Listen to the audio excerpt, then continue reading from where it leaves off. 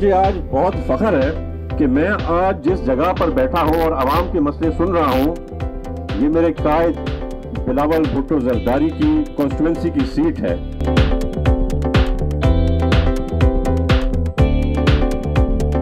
हमें कोशिश करनी है ज़्यादा से ज़्यादा जो चीज़ें हम कर सकते हैं वो करें।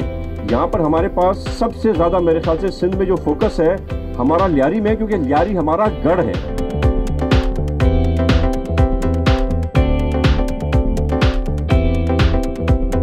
ये सारे मसले आपके जो थे ये मेरे तक महदूद नहीं होंगे। ये फाइल बनेगी जो एक फाइल चीफ मिनिस्टर सिंध के पास जाएगी, एक जो है वो फाइल जाएगी बिलावल भुट्टो जरदारी साहब के पास।